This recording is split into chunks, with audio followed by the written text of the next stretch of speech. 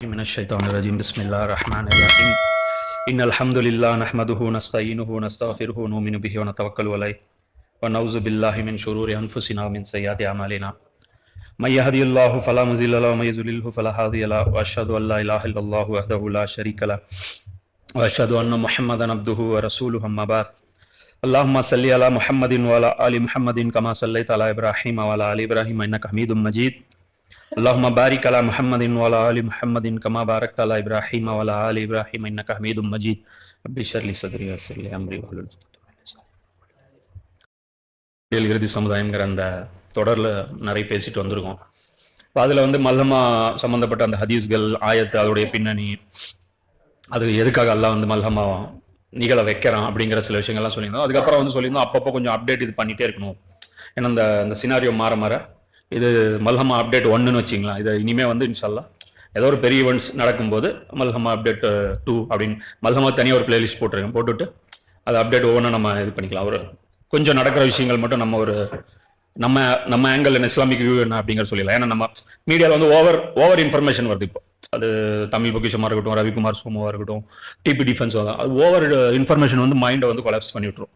அது பயனில்லாத கல்வியாக அது போயிடும். அதனால மொத்தமாக அதில் சுருக்கி அதோடைய சாராம்சம் தெரிஞ்சுக்கிட்டா போதும். எல்லாம் எந்த ஒரு பொறுப்பை அவங்க மேலே சுமத்தலை. ஸோ அந்த கடமை அவங்களுக்கு இல்லை.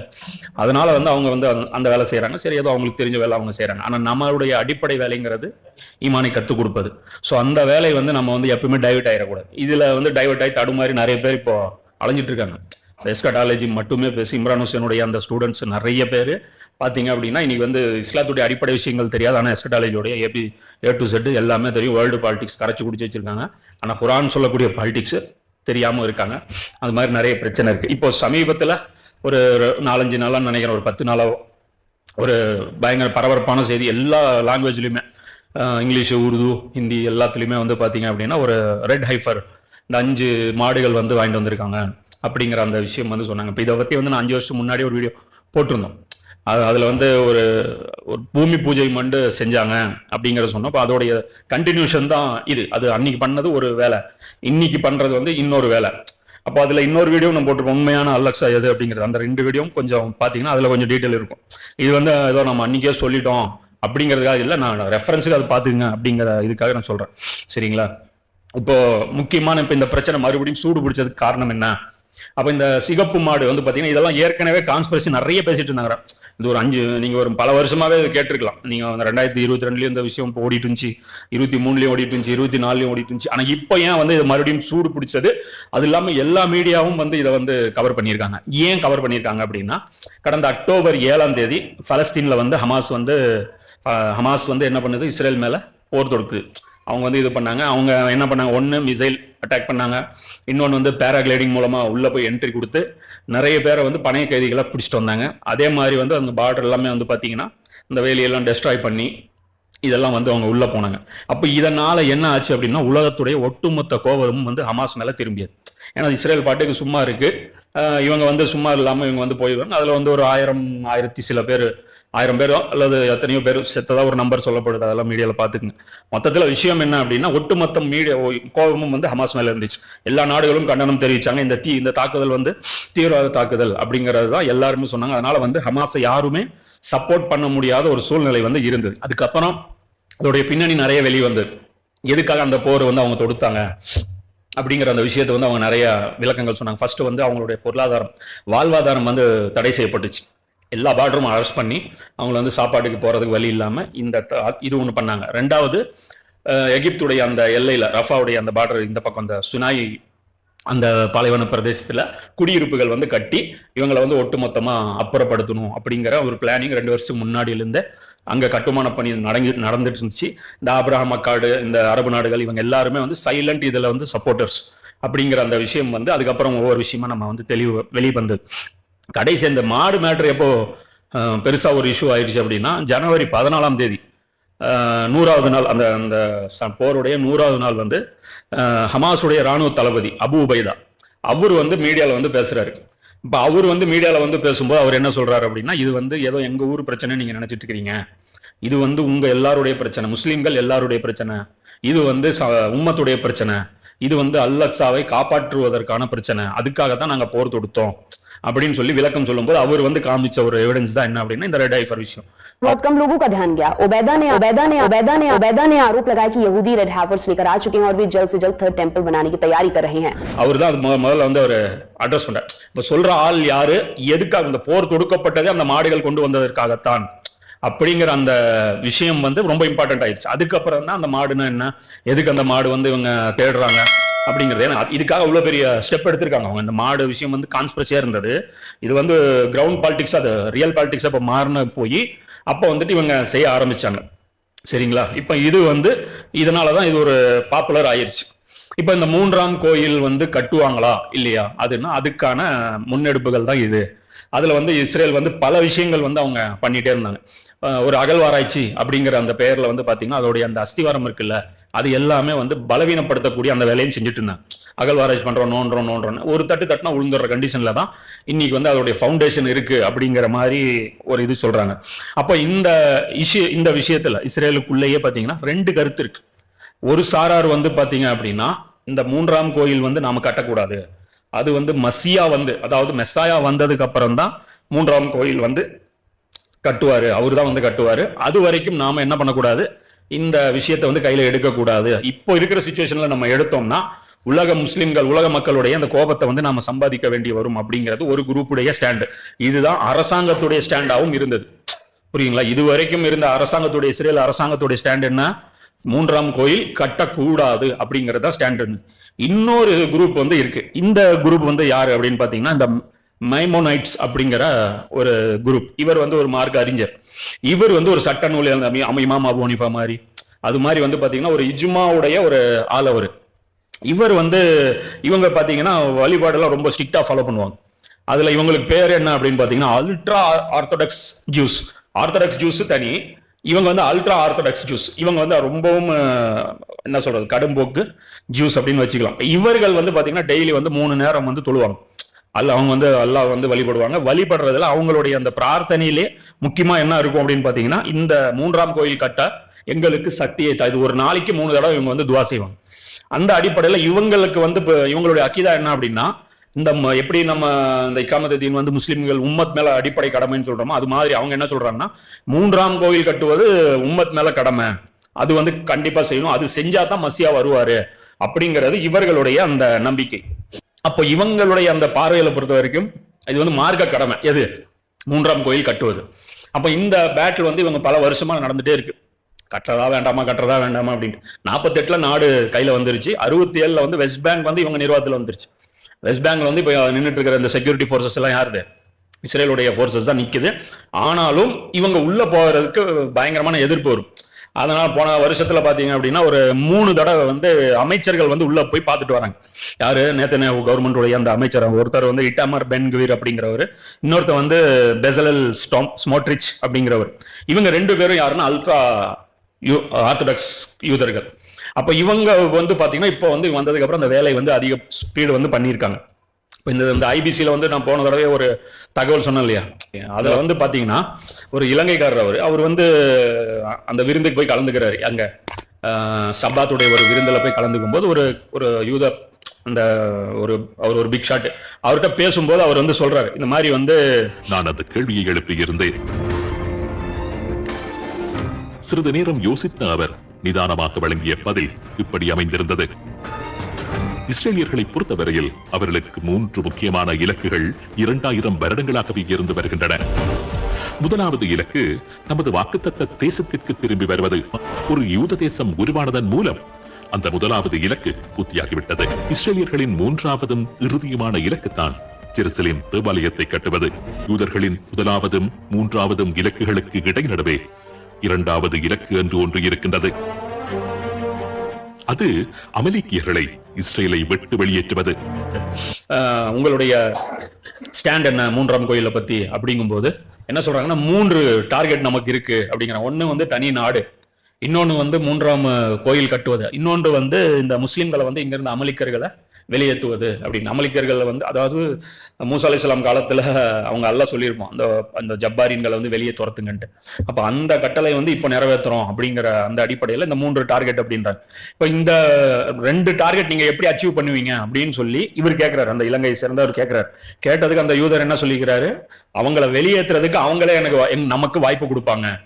அப்ப அது என்ன வாய்ப்பு, இதுதான். இந்த அக்டோபர் 7 அட்டாக்கு பதிலடியா இப்ப என்ன ஆயிடுச்சு, மொத்த காசாவும் வெக்கேட் பண்ணக்கூடிய அளவுக்கு ஆயிருச்சு. இப்போ அந்த அளவுக்கு சூழ்நிலை வந்து இங்க பண்ணிட்டாங்க, அவங்களே வாய்ப்பு கொடுத்துட்டாங்க அப்படிங்கிறது. அடுத்தது என்ன அப்படின்னா, இவங்க வெளியே போனாங்கன்னா நாங்க என்ன பண்ணிடுவோம், 3ஆம் கோயில் வந்து ஈஸியா கட்டிடுவோம் அப்படின்றாங்க. இப்பவும் பாத்தீங்கன்னா ஜெருசலம்ல வெஸ்ட் பேங்க்லயும் பாத்தீங்கன்னா நிறைய அரெஸ்ட் வந்து நடந்து கொத்து கொத்தா அரெஸ்ட் பண்றாங்க. அந்த காட்சியெல்லாம் நீங்க வீடியோல பாத்துருப்பீங்களா, அந்த ஜட்டியோட எல்லாம் அந்த பிணைக்கதிகளை உட்காந்து ஒன்றும் இல்லை, அவங்க சும்மா சிவிலியன்ஸ் தான். அவங்க எல்லாருமே வந்து அவங்க இப்போ இது பண்றாங்க. அந்த இடத்த வந்து மறுபடியும் என்ன பண்றாங்க, செட்டிலர்ஸ் கொண்டாந்து அந்த இடத்துல வந்து அவங்க குடியேற்றுறாங்க. இப்போ இருக்கிற அந்த உள்துறை அமைச்சரும் ஃபினான்ஸ் அமைச்சர் அவங்க 2 பேரும் தான் வந்து பாத்தீங்கன்னா இப்போ அல்ட்ரா ஆர்த்தடாக்ஸ் ஆட்கள். இப்போ இவங்க 2 பேரும் தான் இப்போ வந்து பாலிசிஸ் எல்லாமே இப்போ இது பண்ணிட்டு இருக்கிறாங்க. அதனால இந்த விஷயம் வந்து இப்போ வேகப்படுத்தப்பட்டிருக்கு. அடுத்தது வந்து அப்ப அந்த மாடுகள் கொண்டு வரப்பட்டிருக்கு இல்லையா, அது வந்து பக்ரீத் அன்னி, இப்போ ரம்ஜான் அன்னைக்கு ஈத் உல் ஃபித்ர் அன்னி தான் 10ஆம் தேதி ஒரு தகவல் படி நாள் வந்து அவங்க ஃபிக்ஸ் பண்ணியிருக்காங்க. 10ஆம் அந்த நாள் வந்து பெருநாள் அன்னைக்கு நாம இது பண்ணணும் அப்படின்ட்டு. அப்ப இதுக்குன்னு அங்க ஒரு அமைப்பும் இருக்கு. இஸ்ரேல்ல வந்து டெம்பிள் இன்ஸ்டிடியூட் அப்படின்னு ஒரு அமைப்பு இருக்கு. இது வந்து 1987 இருந்து இயங்குது. இந்த அமைப்புடைய வேலையே என்னன்னா தேர்ட் டெம்பிள் கட்டுறது தான். இவங்க வந்து பாத்தீங்கன்னா அந்த ப்ராஜெக்ட் போட்டு அதோடைய அந்த சைஸ் என்ன, மெஷர்மெண்ட் என்ன, அதோடைய இந்த என்ன மினியேச்சர் அதெல்லாமே செஞ்சு அவங்க வந்து என்ன பண்ணியிருக்காங்க, அவங்க வந்து எல்லாமே அதை ஒர்க் அவுட் பண்ணிட்டே இருக்காங்க. 2007 வந்து அவங்க என்ன பண்ணாங்க, அந்த யூனிஃபார்ம் வந்து முதல்ல அது போட்டாங்க. அந்த காலத்துல போடுற அந்த ஒயிட் ட்ரெஸ், இப்போ அந்த சடங்குகள்ல நீங்க பார்த்திருப்பீங்க, அந்த தலையில ஒரு இது கூட கட்டிட்டு. அப்ப அந்த யூனிஃபார்ம் வந்து மறுபடியும் வந்து 2007 வந்து அவங்க தயாரிச்சாங்க. அப்போ அது கூட பாத்தீங்கன்னா அதே அந்த 90s உடைய ஒரு வீடியோ கூட நம்ம யூடியூப்ல இருக்கும். அது நேத்தன்யாஹூட்ட வந்து ஒரு ரப்பி வந்து கேட்பாரு, மெசாயா ஏன் இன்னும் வரமாட்டேங்கிறாரு அப்படின்ட்டு. இல்ல நாங்கெல்லாம் ஒர்க் பண்ணிட்டு தான் இருக்கோம் அப்படிம்பாரு.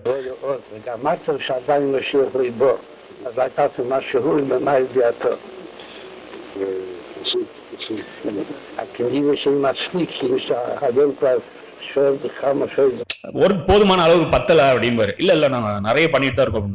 மெஸ்ஸாயா வெளியே கொண்டு வாங்க, அதுதான் வேலை அப்படின்ட்டு.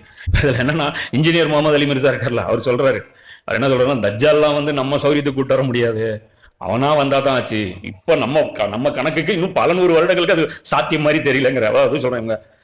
கற்பனைக்கு அவங்க எங்கே இருக்கிறாங்க. இன்னைக்கு வந்து மறுமை நாள், ஜட்ஜ்மெண்ட் டே, உலக அழிவு இதெல்லாம் வந்து முஸ்லீம் அல்லாதவர்கள் பரவலா பயன்படுத்துறாங்க. தமிழ் மீடியா உட்பட சாதாரண புதிய தலைமுறை வரைக்கும் வந்துருச்சு. இன்னும் நமக்கு வந்து எதுவும் கண்ணு வந்து தெரியற மாதிரி இல்லை. முஸ்லீமை தவிர மற்ற எல்லாருக்குமே வந்து கண்ணு நல்லா பெரிய லெவல்ல அவங்க இது பண்றாங்க. ஸோ இதெல்லாம் வந்து வேலை நடந்துட்டு இருக்கு. அப்போ இது சாதாரண விஷயமும் கிடையாது. ஏன்னா குர்ஆனுடைய ஒரு அத்தியாயத்துடைய பேரே ரெட் ஹைஃபர் தான். இந்த பஹ்ராங்கிறது வந்து வெறும் சாதாரண பஹ்ரா கிடையாது, அது சிகப்பு ரெட் ஹைஃபர் தான். அது கரெக்டா இங்கிலீஷ்ல பேர் வச்சா ரெட் ஹைஃபர் தான் வைக்கணும். அது வந்து கரு மஞ்சள் எல்லாம் கிடையாது, அது சாஃப்ரான் அப்படிங்கிறது வந்து அது இப்ப நீ வச்சிருக்கிற அந்த கலர் தான். அப்போ எதுக்காக இந்த மாடு வந்து அவங்க கொண்டு வராங்க அப்படின்னு பார்த்தோம்னா, யூதர்கள் வந்து கபருடைய வேதனை வந்து நம்புறவங்க, கபர்ல அசாப் இருக்கு அப்படிங்கிற அந்த விஷயத்தை வந்து நம்புறவங்க. அந்த கபருடைய அசாப் பார்த்தீங்கன்னா அந்த ஆயிஷா அவங்க வந்து இவங்க தான் சொல்லி கொடுத்துருப்பாங்க. யூத பெண்மணியை வந்து தான் ரசூல்லாட்ட அதுக்கப்புறம் தான் இவங்க கேட்பாங்க, இந்த மாதிரி கபூர்ல ஒரு வேதனை இருக்குன்னு சொல்லிட்டு யூத பெண் சொன்னாங்க அப்படின்ட்டு. அப்போ கபூருடைய அந்த வேதனை இவங்க நம்புறதுனால இவங்க கிட்ட ஒரு நம்பிக்கை வந்து இருக்கு. என்ன நம்பிக்கைனா, அதான் அந்த மெமோனைட்ஸ் இருக்காங்க இல்லையா, அவங்களுடைய அந்த சிலபஸ்ல வந்து அந்த இது எழுதியிருக்கு. அதே மாதிரி பாத்தீங்கன்னா இந்த தால்மூத் அப்படின்னு சொல்லிட்டு அவங்க வேற ஒரு புக் வச்சிருக்காங்க, தௌராத்துடைய அந்த தஃப்சீர்னு வச்சிருக்காங்க. அதுல பாத்தீங்கன்னா 1,47,000 வசனம். அது நம்மளது 6,000 சில்லற வசனம் குர்ஆன், அவங்களுக்கு வந்து எடுத்தீங்கன்னா 1,47,000 வசனம் கொண்டு வந்த புக்கு. ஸோ அதுல எல்லாம் வந்து இந்த டீடைல்ஸ் வந்து நிறைய வந்து அவங்க குறிப்பிடுறாங்க. அப்போ அதுல வந்து அவங்க என்ன விஷயம் சொல்றாங்கன்னா, ஒரு மவுத்து அடக்கம் பண்ணா அது கபூர்ல அந்த இறங்கி தான் அந்த இதெல்லாமே அடக்கம் பண்ணுவாங்க. அப்ப அடக்கம் பண்ணா அது என்ன ஆயிரும்னா, அதுல போற ஆள் வந்து தீட்டாயிருவான். அவன் வந்து வெளியே வந்து யாரையாவது தொட்டான்னு வச்சுங்க, அவனும் தீட்டாயிருவான். அவன் தொட்டவன் யாராவது தொட்டான்னு வச்சுங்க, அவனும் தீட்டாயிருவான். அந்த பில்டிங் வழியா எவனாவது போனானா அவனும் தீட்டாயிருவான். அது டோட்டலா மனித குலமே வந்து தீட்டுதான் அப்படின்னு சொல்லி இவங்க யாரும் வந்து இந்த கர்ப்ப கிரகத்துக்குள்ள போகக்கூடாது. 3ஆம் கோயில் கட்டினாலும் அது வந்து கட்டுறதுக்கோ அந்த கர்ப்ப கிரகத்துக்கு போறதுக்கோ இந்த மாதிரி ஆட்கள் வந்து யாரும் வந்து போகக்கூடாது அப்படின்னு சொல்லி இவங்களுடைய அந்த நம்பிக்கை. இந்த நம்பிக்கையின் அடிப்படையில இதை எப்படி வந்து சார்ட் அவுட் பண்றது, அப்ப இதை எப்படி சார்ட் அவுட் பண்றது அப்படின்னு பார்க்கும்போது இவங்க வந்து அப்ப வந்து 2018 வந்து அவங்க என்ன பண்ணாங்கன்னா, அந்த லேவி இனம் அது ஒரு டெடிகேட்டடா, இப்போ நம்ம பார்த்தீங்கன்னா யார் குர்ஆன் அதிகம் தெரிஞ்சாங்களோ அவங்க வந்து இமாமத் வந்து செய்யலாம். ஆனா அல்லாஹ் பனி இஸ்ராயல்கள் எப்படி வச்சிருந்தான்னா ஹாரூன் அலைஹிஸ்ஸலாமுடைய வம்சத்தை மட்டுமே தான் வந்து அந்த நிர்வாகம் அலெக்சாவுடைய நிர்வாகம் வந்து கொடுத்திருந்தான். அதனாலதான் பாத்தீங்கன்னா அந்த ஒரு ஆண் குழந்தை பெற்றெடுத்தா மரியம் அலைஹிஸ்ஸலாமுடைய அம்மா வந்து சொல்லுவாங்க, நான் வந்து மஸ்ஜிதுக்கு வந்து அந்த நேர்ச்சை பண்ணி விடுறேன். அது நேர்ச்சை வந்து நமக்கு பண்ண முடியாது, நம்ம வந்து அந்த மாதிரி அது கிட்டத்தட்ட ஒரு ஒரு செமி துறவரம் மாதிரியான ஒரு சூழ்நிலை, அது நம்ம பண்ண முடியாது. அதனால பாத்தீங்கன்னா பெண் குழந்தையா பிறந்துரும். அதுக்கப்புறமா அது பள்ளிவாசலே விட்டுருவாங்க. அது என்னன்னா அதுக்குள்ள வந்து பாத்தீங்கன்னா ஹாரூன் அலைஹிஸ்ஸலாமுடைய அந்த வம்சம் வந்து பெருசா பரவிடும். அது கிட்டத்தட்ட ஒரு 100 பேர் இருப்பாங்க. அந்த இந்த சிதம்பரம் கோயிலுக்கு எல்லாம் போனீங்கன்னு வச்சுங்களா, அர்ச்சகர்கள் ஒரு ஆள் கிடையாது, ஒரு டீமே இருக்கும், ஒரு கமிட்டியே இருக்கும். அது மாதிரி இவங்களுக்குள்ளேயே ஒரு கமிட்டி இருக்கும். அவங்க வந்து அந்த சீட்டு குலுக்கி போட்டு அந்த டைம்ல தான் வந்து இந்த பேர் யாரு கையில அந்த நிர்வாகம் இருக்கணும், அந்த விஷயங்கள் எல்லாமே அவங்க முடிவு பண்ணுவாங்க. அதை குர்ஆன்ல டீட்டெயிலா பேசுது. அப்போ என்னன்னா அப்ப அந்த லேவி இனம் இருக்காங்க இல்லையா, அவங்களோட வந்து டிஎன்ஏ பிடிச்சி கண்டுபிடிச்சிட்டாங்க. கண்டுபிடிச்சது அந்த 2018 அந்த அவங்களுக்கு ட்ரெஸ் எல்லாம் தச்சு கொடுத்து அவங்களை கொண்டாந்து இவங்க தான் அந்த சமூகம் அப்படின்னு கண்டுபிடிச்சாச்சு. இப்ப இவங்களை வந்து பியூரிஃபிகேஷன் பண்ணணும். அப்ப அந்த பியூரிஃபிகேஷன் எப்படி பண்றது அப்படிங்கும்போது இது வந்து இதுக்கு வந்து சொல்யூஷனா வந்து அதுல அவங்க என்ன சொல்லி இருக்கிறாரு, அவரு இந்த அறிஞர் வந்து என்ன சொல்லி இருக்கிறாருன்னு பாத்தீங்கன்னா, இந்த சிவப்பு மாடுகள் இருக்கு இல்லையா, இந்த மாடுகள் வந்து பலி கொடுக்கணும். சரி, இப்போ வந்து அது எந்த நேரத்துல கொடுக்கணும் அப்படின்னா, குர்ஆன் சொல்லக்கூடிய அந்த குவாலிஃபிகேஷனுக்கு எலிஜிபிளா எப்போ அந்த பூமியில வந்து அந்த சிவப்பு மாடுகள் பிறக்குதோ அப்போ கடவுள் வந்து நமக்கு அனுமதி கொடுத்துட்டாருன்னு அர்த்தம். புரியுதா? கடவுள் வந்து நமக்கு வந்து அனுமதி கொடுத்துட்டாருன்னு அர்த்தம் அப்படின்னு சொல்லி இவங்க இது பண்ணிச்சிருக்காங்க. அந்த அடிப்படையில் அவங்க உலகம் பூரா அப்படி தேடிட்டு இருந்தாங்க. அதுல என்னன்னா ஒரு முடி கூட வந்து வேற கலர்ல வந்து இருக்கக்கூடாது. அப்போ அந்த அடிப்படையில பார்க்கும்போது இப்போ இவங்களுக்கு அமெரிக்கால வந்து டெக்சாஸ் மாகாணத்துல வந்து அவங்களுக்கு அந்த மாதிரி ஒரு 5 மாடு வந்து அவங்களுக்கு அது கிடைச்சிருக்கு. அப்ப இது பத்தி பாத்தீங்கன்னா இந்த சில வசனங்கள் இருக்கு எசேக்கியேல் அத்தியாயம்ல பாத்தீங்கன்னா, அதுல வந்து அவர் அல்லாஹ்வுடைய அந்த சில வார்த்தைகள் மாதிரி இவங்க எழுதியிருக்காங்க. என்ன சொல்றாங்க அப்படின்னா, மானிடா, இஸ்ரேல் மக்கள் தங்கள் நாட்டில் வாழ்க்கையில் அவர்கள் தங்கள் நடத்தையாலும் செயல்களாலும் அதை தீட்டுப்படுத்தினார்கள். அவர்களின் நடத்தை ஒரு பெண்ணின் மாதவிலக்கின் தீட்டு போல் என் கண் முன்னே இருந்தது அப்படின்னு சொல்லிட்டு வருது. எனவே நான் என் சினத்தை அவர்கள் மீது கொட்டினேன், ஏனெனில் அந்த நாட்டில் ரத்தம் சிந்தி அதனை தெய்வ சிலைகளால் தீட்டுப்படுத்தினார். போலி கடவுள்களும் ரத்தமும் சிந்தினாங்க. ரத்தம் சிந்தினா இஸ்ரேல் என்ன ஆயிரும், தீட்டுப்பட்டுரும். அப்படி நான் அவர்களை வேற்றினத்தாரிடையே சிதறடித்தேன், அவர்கள் நாடுகள் எங்கும் சிதறுண்டு போயினர், அவர்களின் நடத்தைக்கேற்பவும் செயல்களுக்கேற்பவும் அவர்களுக்கு தீர்ப்பிட்டேன். ஒவ்வொரு பகுதியிலும் எப்படி நடந்தாங்களோ அதுக்கு தகுந்த மாதிரி அவங்களுக்கு வாழ்க்கையை அமைச்சு கொடுத்தேன்னு இந்த சொல்லப்படுது. வேற்றினத்தாரிடையே அவர்கள் எங்கு சென்றாலும் என் திருப்பெயரை திட்டுப்படுத்தினர். அங்கங்க போய் அல்லாஹ்வுடைய பெயரை வந்து இவங்க கேவலப்படுத்தின. ஏன்னா அவனுடைய வாழ்க்கை முறை அந்த மாதிரி. ஏனெனில் அவர்களை குறித்து இவர்கள் ஆண்டவரின் மக்களாக இருப்பினும் அவரின் நாட்டை விட்டு போக வேண்டியதாயிற்று என்று கூறப்பட்டது. அதற்காகவே உங்களுக்கு பனிஷ்மெண்ட் என்னாச்சு, இந்த நாட்டை விட்டு விரட்டி அடிக்கப்பட்ட அந்த பனிஷ்மெண்ட் கொடுக்கப்பட்டது. இஸ்ரேல் வீட்டார் சென்ற வேற்றினத்தாரிடையே தீட்டுப்படுத்திய என் பெயரை குறித்து நான் கவலை கொண்டேன். எனவே இஸ்ரேல் வீட்டாருக்கு சொல், தலைவராகிய ஆண்டவர் கூறுவது இதுவே, இஸ்ரேல் வீட்டாரே, நான் இவ்விதம் செயலாற்றுவது உங்களை முன்னிட்டு அல்ல, மாறாக நீங்க சென்ற இடங்களில் வேற்றினத்தாரிடையே தீட்டுப்படுத்திய என் திருப்பெயரை முன்னிட்டு இவ்விதம் செயலாற்றுகிறேன். என் பெயரை வந்து நீங்க ஒரு புறா வந்து கேவலப்படுத்திட்டீங்க, அதனால வந்து நான் ஒரு சில உத்தரவுகள் சொல்றேங்கிறாரு. என்ன, நீங்கள் வேற்றினத்தாரிடையே தீட்டுப்படுத்திய என் மாபெரும் பெயரை நான் புனிதப்படுத்துவேன். அப்போது உங்கள் வழியாக அவர்கள் கண்முன்னே என் தூய்மையை நிலைநாட்டும் போது நானே ஆண்டவர் என்பதை அவர்கள் அறிந்து கொள்வார்கள் என்கிறார் தலைவராகிய ஆண்டவர்.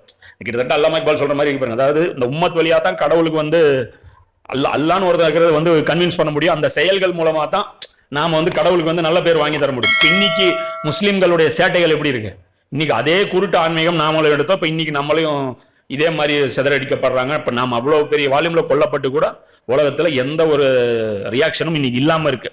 நான் உங்களை வேற்றினத்தாரிடம் இருந்து அழைத்து பல நாடுகளிடையே கூட்டி சேர்த்து உங்களை சொந்த நாட்டிற்கு திரும்ப கொண்டு வருவேன். இப்ப இந்த குர்ஆனுடைய அந்த வசனமும் இதுவும் வந்து மேட்ச் ஆகுது பாருங்க. அதாவது இந்த லஃபீஃப் அப்போ திரும்ப கொண்டு வருவேன், நான் தூய நீரை உங்கள் மேல் தெரிப்பேன். இதுதான் மேட்டர்.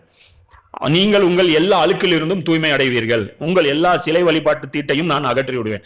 இப்போ என்ன இவங்க பண்ணாலும் இந்த தூய நீர் இருக்கு இல்லையா, அந்த தூய நீர்ல வந்து இவங்க ஒரு தடவை அந்த இடத்துல அவங்க மேல தெளிக்கப்பட்டா இவங்க என்ன ஆயிடுவாங்க, சுத்தம் அடைஞ்சிருவாங்க.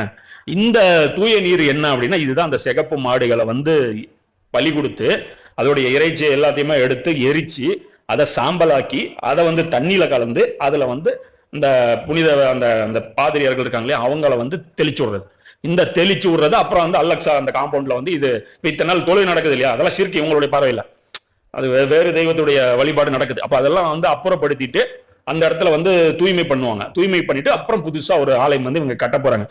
நான் உங்களுக்கு புதிய இதயத்தை அருள்வேன், புதிய ஆவியை உங்களுக்கு அப்ப புது மனுஷங்களா அவங்க மாற போறாங்க. இந்த சடங்கு செஞ்சதுக்கு அப்புறம் உங்கள் உடலில் இருந்து கல்லாலான இதயத்தை எடுத்து விட்டு சதையாலான இதயத்தை பொருத்துவேன். அது வரைக்கும் கல் நெஞ்சமா இருப்பானுங்களா, அதுக்கப்புறம் ரொம்ப அந்த வில்லன் வந்து நல்ல கேரக்டர் மாறிடுவானா. என் ஆவியை உங்களுக்கு புகுத்துவேன். அப்ப ரூஹ் வந்து மறுபடியும் அல்லாஹ் வந்து ஊதுவான். என் நியமங்களை கடைபிடிக்கவும் என் நீதி நெறிகளை கவனமாக செயல்படுத்தவும் செய்வேன். நான் உங்கள் முன்னோருக்கு கொடுத்த நாட்டில் நீங்கள் வாழ்வீர்கள், அப்போது என் மக்களாய் இருப்பீர்கள், நான் உங்கள் கடவுளாய் இருப்பேன். அப்ப கடவுளுக்கும் இவங்களுக்கும் இருக்கிற அந்த அந்த வெறுப்பு, அந்த அந்த அதிருப்தி இதெல்லாம் என்ன ஆயிரும், போயிரும். கடவுளுக்கு விருப்பமானவர்களா மாறிடுவாங்க. உங்கள் எல்லா தீட்டிலிருந்தும் நான் உங்களை மீட்பேன். எல்லா தீட்டும் வந்து உங்களுக்கு கழிஞ்சிரும். இப்ப இந்த காசால பண்ண 33,000 கொலைகள் எல்லாமே என்ன ஆயிரும், கழிஞ்சிரும். இது முன்னாடி எத்தனை அப்பாவிகளுடைய நிலத்தை அபகரிச்சாங்க, இது எதுவுமே வந்து பாவத்துல வராது அப்படின்னு சொல்லி இதுல வருது. அப்ப வந்து தானியம் முளைக்க செய்து அதை மிகுதியாக விளைய செய்வேன், உங்கள் மேல் பஞ்சம் வரவிட மாட்டேன் அப்படின்னு சொல்லிட்டு இப்ப இதுல வந்து பாத்தீங்கன்னா இப்ப இதுதான் விஷயம். அப்ப அந்த தீட்டு கழிக்கிறதுக்கான ஒரு ப்ராசஸ்க்காக தான் இதை வச்சிருக்காங்க. அப்ப இதை சுத்தி இவங்க என்னென்னலாம் நடக்க வேண்டியது இருக்குது அப்படின்னு பார்க்கும்போது அல்-அக்ஸா வந்து இடிச்சிட்டு அந்த இடத்துலதான் இந்த 3ஆம் கோயில் வந்து கட்டுவாங்க. ஏன்னா அதுதான் அந்த இடம், அந்த டெம்பிள் மவுண்ட் தான் அவங்க என்ன சொல்றாங்க, அதுதான் வந்து அது நாம கூட சொல்லியிருந்தோம், அல்-அக்ஸாங்கிறது அந்த டோட்டல் காம்பவுண்டுன்னு. அப்போ சில பேர் வந்து அதை கிண்டல்லாம் பண்ணாங்க, அந்த காம்பவுண்டு கிடையாது அப்படின்ட்டு. வேற ரசூலா காலத்துல இருந்துச்சு, மொத்த காம்பவுண்டு தான் டெம்பிள் மவுண்ட்ங்கிற அந்த காம்பவுண்டு தான் அல்-அக்ஸா. பைத்துல் முகத்தஸ்ங்கிறது அந்த ஊரு, ஜெருசலம் ஃபுல்லாவே வந்து என்ன குறிக்கும், அது வந்து பைத்துல் முகத்தஸ். அது வந்து இந்த சுற்றுப்புறம் வந்து பாக்கியம் ஆக்கப்பட்ட அந்த பகுதி. இப்போ என்ன விஷயம் அப்படின்னு பாத்தீங்கன்னா, இப்போ நடந்துட்டு இருக்கிற அந்த அக்டோபர் 7 தாக்குதலை வச்சு இவங்க கிட்டத்தட்ட இப்போ அந்த ரீப்ளேஸ்மெண்ட் வந்து இவங்களை எல்லாருமே வெளியேற்றிட்டாங்க. இப்போ இருக்கிறது சும்மா கொஞ்சம் ஆள் தான். இப்போ அடுத்து என்ன நடக்கலாம் அப்படிங்கிறது. ஏன்னா இஸ்ரார் அகமது பார்த்தீங்கன்னா இப்போ இஸ்ரார் அகமதோட வீடியோ வைரல் ஆகுது. அவர் வந்து பார்த்தீங்கன்னா அந்த டைம்ல அவர் கிட்டத்தட்ட 15-20 வருஷம் 30 வருஷம் 40 வருஷம் கூட இருக்குன்னு நினைக்கிறேன். நான் ஒரு பல கட்டங்கள்ல வந்து அவர் அதை பேசியிருக்காரு. யூதர்களுடைய திட்டங்கள்ல ஒரு திட்டம் வந்து அல்-அக்ஸா வந்து தட்டப்படும். ஏன்னா இன்னும் வந்து அவர் அந்த அந்த கோல்டு வந்து அவங்க மோல்டு பண்ணாங்க பாருங்க, அப்போவே வந்து யூதர்கள் கிண்டல் பண்ணாங்க, போடுங்க போடுங்க எங்களுக்கு வேணுங்கிற தங்கத்தை நாங்க எடுத்துக்கிறோம் அப்படின்னு சொல்லி இப்ப அந்த காலத்திலேயே இவங்க திட்டம் வந்து போட்டிருக்காங்க அப்படிங்கிறது தெரியுது. அப்ப அந்த வீடியோ வந்து இப்ப வந்து ஃபுல்லா வைரல் ஆயிட்டு இருக்கு. இப்போ அவரே கப்ப சொல்றாரு, இது நடக்கும் இது நடக்கும் இது நடக்கும்ட்டு. இப்போ இது நடக்குமா அப்படின்னு பார்த்தா ஹதீஸ் நேரடியா இல்ல. அல்-அக்ஸா இடிக்கப்படும் எங்க ஹதீஸ் இருக்கா இல்ல. ஆனா குர்ஆன்ல வந்து ஒரு சாடையா ஒரு விஷயம் நம்ம புரிஞ்சுக்க முடியாது. பனி இஸ்ராயேலுடைய அந்த ஆரம்ப 10 வசனங்களை பாத்தீங்கன்னா அல்லாஹ் வந்து சொல்லுவான், எப்பெல்லாம் அந்த உம்மத்து மேல அல்லாஹ் கோவம் வருதோ அப்ப வந்து அல்-அக்ஸா வந்து அல்லாஹ் வந்து இடிப்பான். இது வந்து அல்லாஹ்வுடைய ரூல். இந்த ஹரம் விஷயத்துல அல்லாஹ்வுடைய ரூல், காபாவுடைய விஷயத்துல அல்லாஹ்வுடைய ரூல் வேற. அங்க யாரையும் கை வைக்க விட மாட்டான். அபாபியில கூட அல்லாஹ் அனுப்பி பாதுகாப்பான். ஒரு கட்டத்துல மறுமை நாளின் நெருக்கத்துல அதுவும் வந்து இது செய்யப்படும், தகர்க்கப்படும். ஆனா அதுக்கு ரொம்ப நேரம் இருக்கு.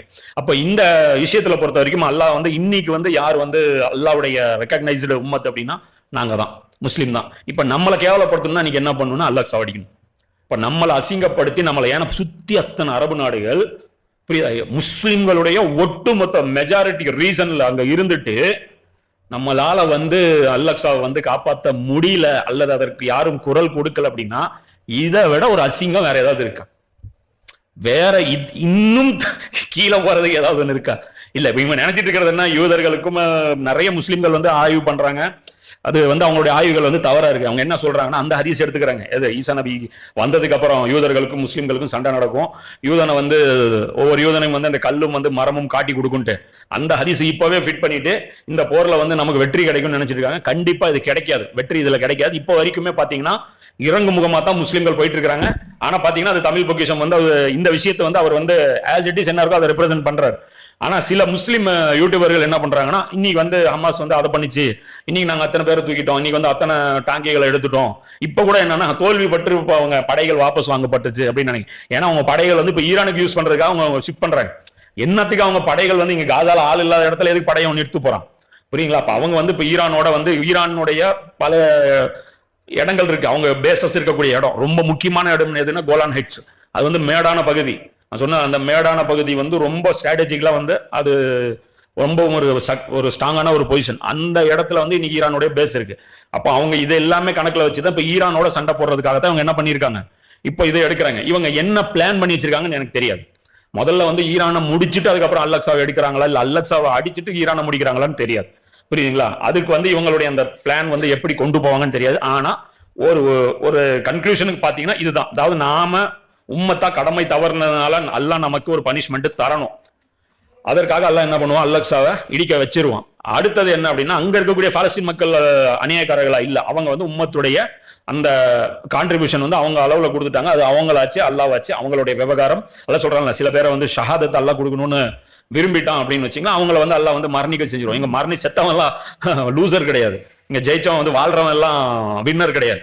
அப்ப இந்த அடிப்படையில இது ஒரு விஷயம் புரிஞ்சுக்கணும். அடுத்ததா என்ன நடக்கலாம் அப்படின்னா, ஈரானும் தோற்கும், ஈரானும் வந்து ஜெயிக்காது. இப்ப அடுத்தது என்ன, நம்ம யூடியூபர்ஸ்ல என்ன பண்றாங்கன்னா, ஈரான் என்னென்ன டெக்னாலஜி இருக்கு, ஆனா முன்னறிவிப்புகள் என்ன இருக்கு, நம்முடைய கடமை என்ன, நம்ம எதுல இருந்து தவறணும், இப்ப இன்னைக்கு என்ன நம்ம பொசிஷன்ல இருக்கிறோம், அது புரியாம வந்து அவங்க பேசிட்டு இருக்காங்க.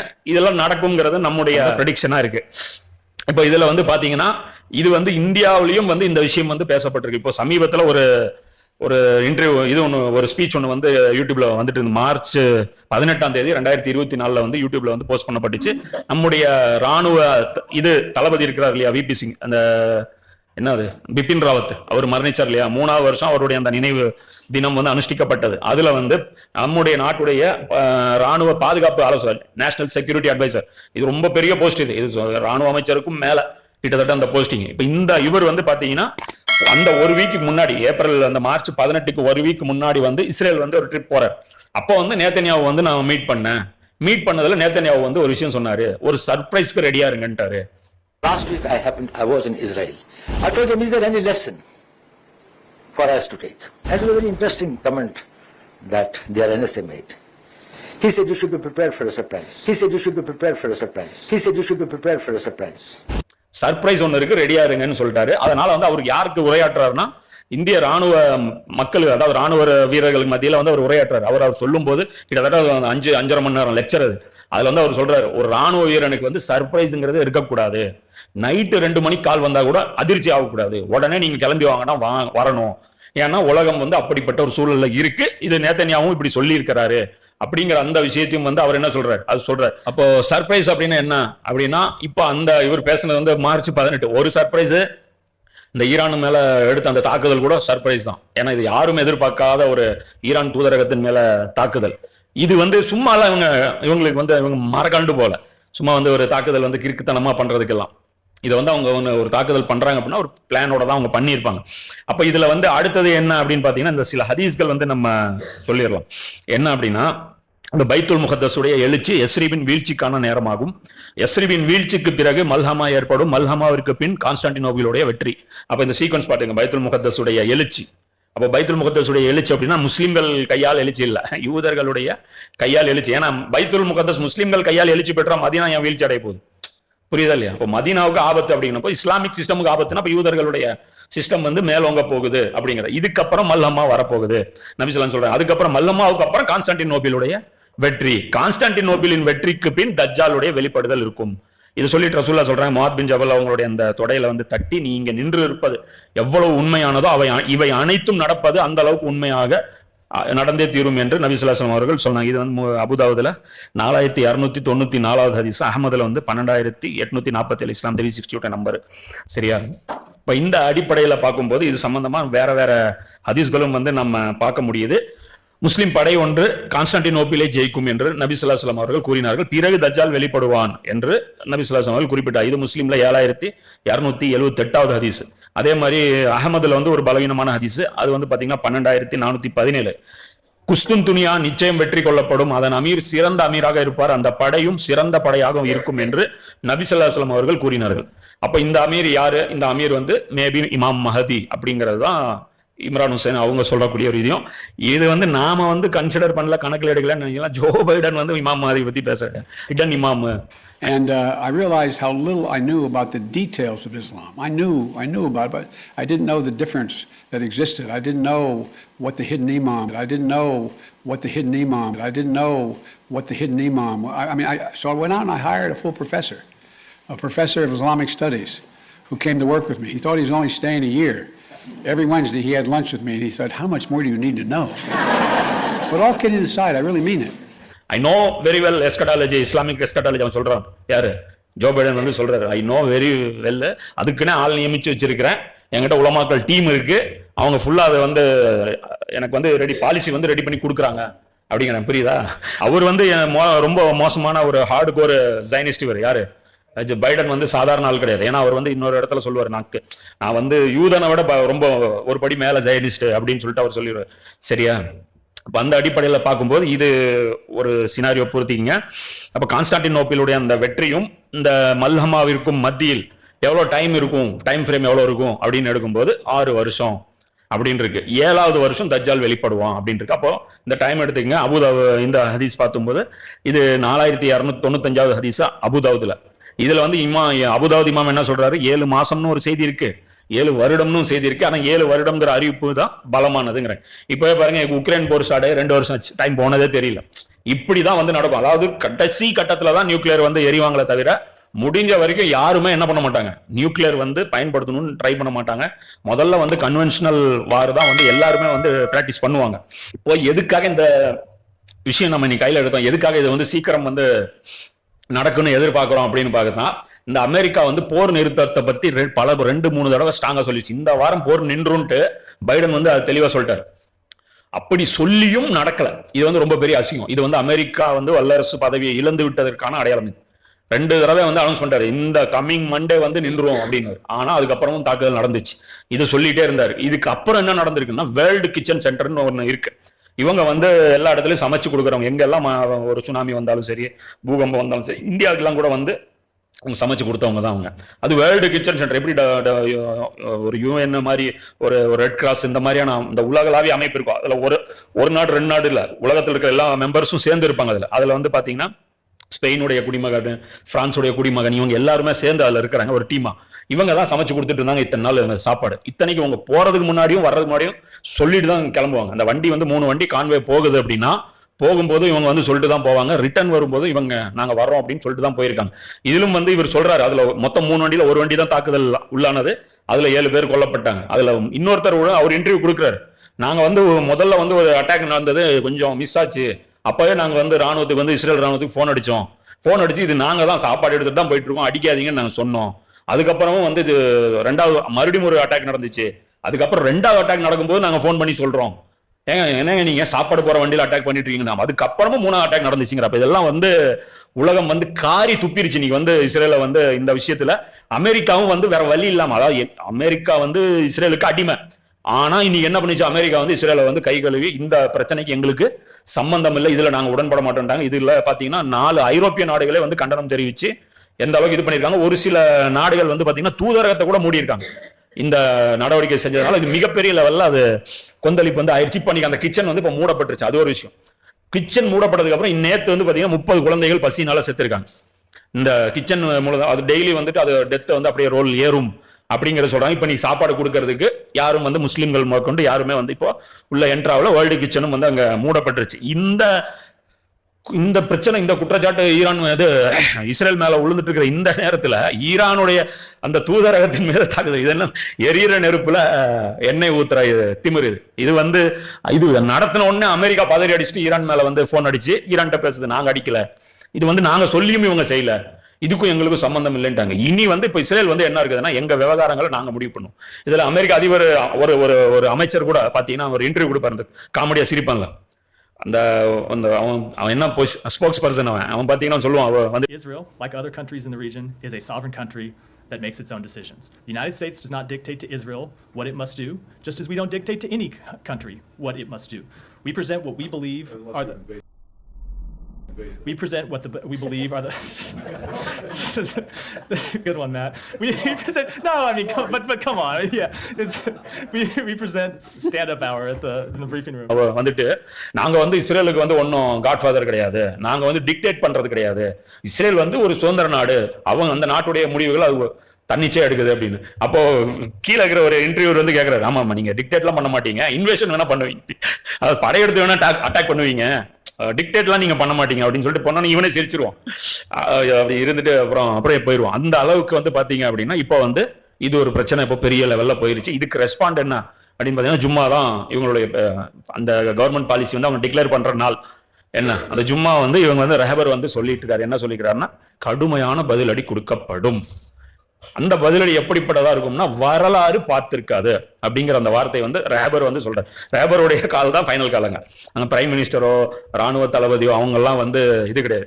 அந்த ரேபர் என்ன சொல்றாரோ அதுதான் கால். இப்போ வந்து அது நடந்த உடனே பாத்தீங்க அப்படின்னா அங்க வந்து இஸ்ரேல் வந்து ஒரு ஹை அலர்ட் வந்துருச்சு. அப்ப அதனாலதான் ரஃபால இருக்கக்கூடிய பார்டர் அந்த ஆர்மி எல்லாம் என்ன பண்ணிட்டாங்க, இப்போ கொண்டாந்து ஈரானை வந்து அட்டாக் பண்ணா எப்படி அதை வந்து டிஃபெண்ட் பண்றது, ஈரான் மேல எப்படி பதில் தாக்குதல் பண்ணுவது, சோ இந்த மாதிரி விஷயங்களுக்கு எல்லாம் பண்ணிருக்காங்க. இப்போ வந்து ஈரான் வந்து போன் பண்ணி அமெரிக்காவுக்கு சொல்லிச்சு, நடுவுல நீ வரக்கூடாது, இப்போ நாங்களாச்சு ஈரான் ஆச்சு, இதாவது இஸ்ரேல் ஆச்சு, நீ நடுவுல வரக்கூடாது அப்படிங்கிற இந்த எச்சரிக்கை அவங்க கொடுத்ததுக்கு அமெரிக்கா என்ன சொல்லிடுறான், நீ அடி ஒன்னும் பிரச்சனை இல்லை, இஸ்ரேல் விஷயத்துல நான் தலையிட மாட்டேன், ஆனா எங்க பேசஸ் மேல அடி விழுந்துச்சுன்னா நான் இறங்குவேன் உள்ள. இப்போ இது ஒரு த்ரெட்னிங், புரியுதுங்களா? இப்ப எங்க பேஸ், இவங்க பேஸ் எங்க இருக்கு? சவுதி அரேபியால 28 இடத்துல, அதாவது அரபு கண்ட்ரீஸ்ல வந்து 28 இடத்துல நேட்டோட பேஸ் இருக்கு. அது இல்லாம இஸ்ரேல் முழுக்க இவங்களோட பேஸ் இருக்கு. இஸ்ரேல்ல எங்க போட்டாலும் இவங்க பேஸ் மேலதான் போடணும். அல்லது இஸ்ரேல் இப்ப இன்னைக்கு இருக்கிற பிரச்சனைக்கு என்ன பண்ணும், இஸ்ரேலே போட்டுட்டு நாங்க போடல ஈரான் போட்டுச்சு, இது பொய் சொல்றதுக்கு இவங்களுக்கு சொல்லியா தரணும் திருட்டு பசங்க. அப்ப இது ஒரு சினாரியோ புரிஞ்சுங்க. இப்ப எப்படி பில்ட் ஆயிருக்குங்கிறது, இப்ப நான் இந்த வீடியோ போஸ்ட் பண்ணும் போது கூட போர் ஸ்டார்ட் ஆயிருக்கலாம் சொல்ல முடியாது. இப்ப இது நாம ரெக்கார்ட் பண்றது ஏப்ரல் 7ஆம் தேதி பண்றோம். இது நம்ம போடும்போது அவங்க குறிச்சு வச்சிருக்கிறது என்ன டைம்ங்கிறதெல்லாம் தெரியாது. இப்போ இந்த இடத்துல பாத்தீங்கன்னா இப்ப ஈரான் வந்து தோற்கும் அப்படிங்கிறோம். எதனால சொல்றோம், எவ்வளவுதான் பலம் இருந்தாலும் ஈரான் தோற்கும். சரி, ஈரான் வந்து அல்லாவுடைய, அதாவது இங்க தோக்குறவங்க அல்லாவுடைய கோபத்தை வாங்கிட்டு போறவங்களாம் நினைச்சிடாது. அவங்கவுங்களுடைய ஈமானுக்கு தகுந்த மாதிரி அல்லாஹ் வந்து அவங்கவுங்களுக்கான அந்த கூலி வந்து கொடுப்பான். இதுல வந்து நாமளோ வேற ஒரு ஆளோ வந்து நின்று நம்ம தீர்ப்பு, மனிதர்கள் வந்து இங்க இறங்கி அல்லாவுடைய அடியார்களை பத்தி நம்ம கவலைப்பட வேண்டிய விஷயம் இல்லை. அது அவங்க அல்லாஹ்வாச்சு இல்லைங்களா? சில நாடுகள் அழிக்கப்படுற நாடுகள் நரகத்துக்கும் போகலாம், சில அழிக்கப்படுற நாடுகள் சொர்க்கத்துக்கும் போகலாம். அது அல்லாஹ் வச்சு அவனுடைய அடியார்கள். ஏன் நான் ஈரான் வந்து டெஃபினட்டா தோற்கும் அப்படின்னு சொல்றேன்னா, இந்த ஹதீஸ் சில்சிலா அஸ்ஸஹியால வந்து அல்பானியுடைய அந்த புத்தகத்துல வந்து 2083 இஸ்லாம் 360 அடிச்சீங்கன்னா இதோட இங்கிலீஷ் வெர்ஷன் எல்லாம் கிடைச்சிடும். நபி ஸல்லல்லாஹு அலைஹி வஸல்லம் அவர்கள் கூறினார்கள், நீங்கள் அரபு தீபகற்பத்தை போரிட்டு வெல்வீர்கள். அரபு தீபகற்பத்தை நீங்க அட்டாக் பண்ணுவீங்க, ஜெயிப்பீங்க ஃபர்ஸ்ட். ரெண்டாவது, பிறகு பாரசீகத்துடன் போரிடுவீர்கள், அதில் அல்லாஹ் வெற்றியை தருவான். இது ரெண்டாவது. மூணாவது, பிறகு ரோமர்களுடன் போரிடுவீர்கள், அதிலும் அல்லாஹ் வெற்றியை தருவான். இது தேர்டு. நாலாவது, பிறகு தஜ்ஜாலுடன் போரிடுவீர்கள், அதிலும் அல்லாஹ் வெற்றியை தருவான். இப்ப இந்த 4 போரும் வந்து நீங்கள்னு சொல்றாங்க. இப்ப அந்த சீக்வன்ஸ் வந்து ரசூலா காலத்துக்கும் பொருந்தும். இப்ப நபி ஸல்லல்லாஹு அலைஹி வஸல்லம் காலத்திலும் வந்து அரபு தீபகற்ப யுத்தம் தான் ஃபர்ஸ்ட் நடந்துச்சு. இதுல எதுக்காக நான் வந்து மறுமையோட ஜாயின் பண்றேன்னா, இது நீங்கன்னு ரசூலா சொல்றாங்க. அப்போ அரபு தீபகற்பத்தை வந்து ரசூலா தலைமையிலே வந்து கைப்பற்றியாச்சு. அரபு தீபக ஹிஜாசுல்லாவே இசாஜா நசுருல்லா வல்ஃபத்தை வந்து போது என்ன ஆயிடுச்சு, கிட்டத்தட்ட அரபு தீபகற்பம் சஜிதா அல்லாவுக்கு பண்ணியாச்சு. அப்ப இது வந்து ரசூலா வந்து வேற ஆட்களுக்கு சொல்ற, அதாவது முஸ்லிம் மூமின்களுக்கு சொல்ற மாதிரி தான் இங்க தெரியுது. இப்ப இந்த சீக்வன்ஸ் படியும் எடுத்து பார்த்தா அரபு தீபகற்பம் வந்து பாத்தீங்கன்னா மிகப்பெரிய தாக்குதலுக்கு உள்ளாகி அங்க வந்து டீஸ்டபிலைசேஷன் ஆகி அது வந்து கையை விட்டு போய் இமாம் மஹதி வந்து அதை கையில எடுக்கக்கூடிய ஒரு சூழ்நிலை வரும். ரெண்டாவது, பாரசீகமும் வந்து கையை விட்டு இப்ப போறதுக்கான வாய்ப்புகள் இருக்கு. ஏன்னா இன்னைக்கு வந்து பாரசீகத்துடைய அந்த கெப்பாசிட்டி வந்து பாத்தீங்கன்னா நேட்டோவோடவும் இஸ்ரேலோடவும் போட்டி போடக்கூடிய அளவுக்கு இல்ல. இவர்கள் வந்து என்னதான் டெக்னாலஜில இன்னைக்கு வந்து அவங்க மேல இருந்தாலும், அதான் சொல்றேன்ல, இவங்க வந்து அல்லாஹ் வந்து அதான் சொல்றாங்க, அல்லாஹ் வந்து ஒரு கூட்டத்தை வந்து ரீப்ளேஸ் பண்ணிடுவான். ஏன்னா இன்னைக்கு இருக்கிற அந்த முஸ்லிம்கள் அப்படியே வச்சிருந்தாங்க, இந்த ஹபீஸ் தையபு வந்து அல்லாஹ் வந்து அந்த ஃபில்டர் பண்ணிடுவான். சோ இதுல வந்து தையபையும் அல்லாஹ் எடுத்துருவான். ஏன்னா அவங்க இருந்தா இந்த ஹபீஸ்களுக்கு வந்து உதவியா போயிடும். அதனால ஹபீஸ் எடுக்கிறதுக்கு முன்னாடி தையபு வந்து அல்லாஹ் ஷஹாதத்து கொடுத்துட்டு கூட ரீப்ளேஸ் பண்ணலாம். ஆனா மொத்தம் பாத்தீங்கன்னா பாரசீகம் வந்து கை விட்டு போனாதான் நாம வந்து மாதில் இஸ்லாம் வந்து மறுபடியும் வந்து அதை வந்து ரீக்ளைம் பண்றதுக்கான வாய்ப்பு இருக்கு. அடுத்தது பாத்தீங்கன்னா ரோமர்களுடன் போர். இப்ப இந்த போருக்கு அப்புறம் தஜ்ஜாலுடைய போர் இருக்கு. இப்ப இந்த ரோமர்கள் யாருன்னா நேட்டோ, புரியுதுங்களா? இப்ப இந்த நேட்டோடைய அந்த போர் வந்து நடக்கும். இதுக்கப்புறம் தஜ்ஜாலுடன் போர் செய்வீங்க, அதுலயும் ஜெயிப்பீங்க. அப்படிங்கும்போது அந்த சீக்வன்ஸ் பாத்தீங்கன்னா ஒரே தலைமையில நடக்கக்கூடிய அந்த 4 போர்களா நான் வந்து இந்த ஹதீஸ் வந்து பாக்குறேன். இது மாற்றுக்கிறதுக்கு சொல்றவங்க தாராளமா சொல்லிங்க, அதை பத்தி எனக்கு எந்த பிரச்சனையும் இல்லை. ஈரான் ஜெயிக்கட்டும், நல்லதுதான், நமக்கு ஒண்ணும் இல்லை. இது நடக்கிற விஷயம் இன்னொரு 50 வருஷம் தள்ளி கூட போட்டும். இந்த இம்ரான் ஹுசைனை கூட அந்த ப்ரெடிக்ஷன் எல்லாம் சொல்லும்போது சொல்லுவாரு, நானும் அதுதான் விரும்புறேன், இதெல்லாம் நடந்துடக்கூடாது. நான் எதெல்லாம் சொல்றேனோ அதெல்லாம் பொய்யா போச்சுன்னா அதான் மொத்தம் சந்தோஷப்படுறாள் நான் தான். ஏன்னா இதெல்லாம் வந்து நடக்கக்கூடாதுன்னு தான் நான் விரும்புறேன். முஸ்லிம்கள் யாருடைய ரத்தமும் வந்து ஓட்டப்படக்கூடாதுன்னு தான் நான் வந்து விரும்புறேன். இப்போ இஸ்ரேலுடைய பொசிஷன் பாத்தீங்கன்னா இப்போ வந்து பாத்தீங்கன்னா அவங்க ரெடி ஆயிட்டாங்க போருக்கு. இந்த பேலிஸ்டிக் ஏவுகணைகளை வந்து துணியை சுத்தி வந்து இஸ்ரேல் வந்து துருவா எல்லாம் வந்து லாரியில வந்து அனுப்பிட்டே இருக்காங்க, வரிசையா போகுது லாரி.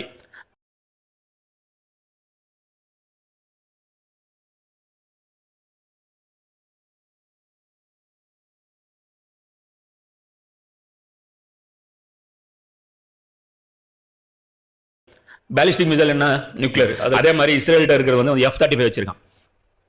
யுக்ரைனுக்கு வந்து F-16 வந்து தர மாட்டேங்கிறான். யாரு? உக்ரைனுக்கு வந்து இப்போ வரைக்கும் F-16 கொடுக்கல. F-16 அட்வான்ஸ் வந்து F-35. F-35 வந்து அது டேக் ஆஃப் ஆகிறதுக்கு ரன்வேவும் தேவை கிடையாது, ஒன்றும் கிடையாது. அது ஹெலிகாப்டர் மாதிரி போகும், ஹெலிகாப்டர் மாதிரி வரும். அது டேக் ஆஃப் ஆகும்போது ஹெலிகாப்டர் மாறிக்கும், அதுக்கப்புறம் வெர்டிகல் டேக் ஆஃப், அப்புறம் ஃபிளைட்டா மாறிக்கும், மறுபடியும் இறங்கும் போது ஹெலிகாப்டர் மாறிக்கும். அதுக்கு வந்து ரன்வே எல்லாம் தேவையில்லை. அது காட்டுல, மேட்ல, மலையில, சேத்துல எங்க வேணாலும் அது வந்து இறக்கலாம், தண்ணியில எங்க கூட அதை இறக்கலாம். அதுக்கு வந்து ஒரு இதே கிடையாது. இதுக்கு வந்து ஈடான வந்து ஃபைட் எல்லாம் இவங்ககிட்டலாம் இருக்கிறதுக்கு வாய்ப்பு இல்லை. அதனால வந்து இவங்களுடைய கைதான் வந்து மேல இருக்கும். ஏன்னா இன்னைக்கு வந்து ஏர் ஸ்ட்ரைக் வந்து யார் வந்து ரொம்ப ஸ்ட்ராங்கோ அவங்க தான் ஜெயிப்பாங்க. அதே மாதிரி இவங்களுக்கு வந்து பாத்தீங்கன்னா அமெரிக்காவுடைய அந்த பேக்கப்ல இருக்கிறதுனால பயங்கரமான இதில் இருக்காங்க. அதே மாதிரி இவங்ககிட்ட நியூக்ளியர் வெப்பன்ஸ் இருக்கா இல்லையான்னு உலகத்துக்கே தெரியாது இன்னி வரைக்கும். ஆனா இந்த அளவுக்கு இவங்க ஆடுறாங்கன்னா கண்டிப்பா அந்த பேலிஸ்டிக் மிசைல்ங்கிறது என்ன, அது வந்து நியூக்ளியர் வந்து கொண்டு போய் சுமக்கக்கூடிய ஒரு மிசைல், அதுவும் வந்து வச்சிருக்காங்கிறது நம்ம வந்து பார்க்க முடியும். இது ஒரு சினாரியோ. இதை ஒண்ணு பாத்துங்க. ஒரு பக்கம் இது நடந்துட்டு இருக்கு, இன்னொரு பக்கம் பாத்தீங்கன்னா ரஷ்யா மேல் நடந்த இந்த தீவிரவாத தாக்குதல். இந்த ரஷ்யாவை வந்து இன்னும் வந்து அதிதீவிர போருக்கு வந்து தள்ளக்கூடிய ஒரு சூழ்நிலையில என்ன ஆயிடுச்சு, இந்த கிராக்கஸ் மால்ல நடந்த அந்த தீவிரவாத தாக்குதல் அது வந்து இன்வெஸ்டிகேஷன் முடிச்சு ரஷ்யா வந்து இப்போ என்ன ரிப்போர்ட் கொடுத்துருக்காங்க அப்படின்னா உக்ரைன் தான் அதுக்கு வந்து பொறுப்பேற்கணும், உக்ரைன் தான் இதுக்கு பின்னாடி இருக்கு. அதாவது அவங்களுக்கு வந்து சேஃப் பேசேஜ் அவங்க ஓபன் பண்ணி வச்சிருக்காங்க. அதே மாதிரி இவங்களுக்கு வந்து ட்ரைனிங் கொடுக்கப்பட்டிருக்கு. அது சாதாரண வெப்பன்ஸும் கிடையாது, ஏதோ எடுத்து போட்டு அப்படியே ஒரு லேமன் வந்து பயன்படுத்துற மாதிரியான வெப்பன்ஸ் கிடையாது. மாதல் கணக்கில் இவங்களுக்கு வந்து ட்ரைனிங் கொடுத்துருக்கு. அதில் அவனே பேசுறான், அந்த அந்த பிடிப்பட்ட அந்த முட்டாள் அவனே வந்து பேசுறான், இந்த மாதிரி வந்து எங்களுக்கு பயிற்சி கொடுத்தாங்க, 1 மாதம் பயிற்சி கொடுத்தாங்க, அந்த மாதிரி எல்லாம் அவனே தகவல் சொல்றான். அப்ப அந்த சாதாரண ஆயுதம் கிடையாது, அது வந்து பயிற்சி வந்து எங்க போய் எடுத்தாங்க அது எல்லாமே அவங்க டீட்டெயில் வந்து ஃபுல்லா அவங்க எடுத்துட்டாங்க. ஸோ எடுத்துட்டு யாரை கிளைம் பண்றாங்க, உக்ரைன் மேல கிளைம் பண்ணியிருக்காங்க. அடுத்த ஒரு ரஷ்யாவுடைய நடவடிக்கை அவங்களும் இதே தான் சொல்றாங்க, வரலாறு பார்க்காத ஒரு பதிலடியை நாங்க கொடுக்க போறோம் அப்படின்னு இருக்காங்க. இது வந்து ரஷ்யாவுக்கும் உக்ரைனுக்குமான இந்த ஒரு ஃப்ரண்ட். இந்த இடத்துலயும் வந்து ரஷ்யா வந்து இப்ப புதுசா ஒரு சட்டம் போட்டிருக்கு, 18 வயசுக்கு மேல இருக்கக்கூடிய எல்லா இளைஞர்களும் கண்டிப்பாக ராணுவத்துல சேரணும், வீட்டுல இருக்கக்கூடாது. அவங்க வந்து 1 வருஷம் பிராக்டிஸ் வந்து கண்டிப்பா பண்ணணும் அப்படிங்கிற அந்த சட்டம் அங்க வந்து இயற்றப்பட்டுருச்சு. இனி வந்து நீங்க விரும்பல அதெல்லாம் கணக்கு கிடையாது. கண்டிப்பா ஆர்மியில வந்து நீங்க வந்து 1 வருஷம் இது வந்து இருந்தே ஆகணும். இது வந்து ரஷ்யாவுக்கும் உக்ரைனுக்கும் இருக்கிற ஒரு வாய்க்கா பிரச்சனை. அடுத்த ஒரு வாய்க்கா தகராறு இருக்கு, அது வந்து பிரான்சுக்கும் ரஷ்யாவுக்கும் இருக்கிற பிரச்சனை. என்ன அப்படின்னா பிரான்சுடைய பிடியில வந்து மொத்த ஆப்பிரிக்க நாடுகளும் பிரான்ஸ் வச்சிருந்திருக்கு இந்த காலனி ஆதிக்கத்தில் இருந்து. அப்ப அவங்களுக்கு கரன்சி கூட பாத்தீங்கன்னா பிரான்ஸ் தான் அடிச்சு கொடுத்துட்டு இருந்திருக்கு. அப்ப கரன்சி வேல்யூ தான் இன்னும் இருக்கிறதுலே சுரண்டி திங்கிற மிக பெரிய ஒரு ஆயுதம். அப்ப இப்ப வந்துட்டு என்ன பண்ணிட்டாங்கன்னா அந்த நாடுகள் எல்லாமே பிரான்சுடைய கரன்சி தூக்கி போட்டுட்டு சொந்தமா கரன்சி வந்து அவங்களே பிரிண்ட் பண்ணி தங்கத்தின் அடிப்படையில கரன்சி பிரிண்ட் பண்ணி அவங்க பண்ணிட்டாங்க. அங்க இருக்கக்கூடிய அந்த பப்பட்ஸ், இந்த பிரான்சுடைய அந்த பப்பட் அதிபர்கள் இருந்தாங்க இல்லையா அந்த ஆப்பிரிக்கால, இவங்களை எல்லாமே வந்து விரட்டி அடிக்கப்பட்டு அந்த ராணுவத்தால் விரட்டி அடிக்கப்பட்டு ரஷ்யாவுடைய பேக்கப்பும் வந்து ராணுவம் வந்து இப்ப வந்துருச்சு.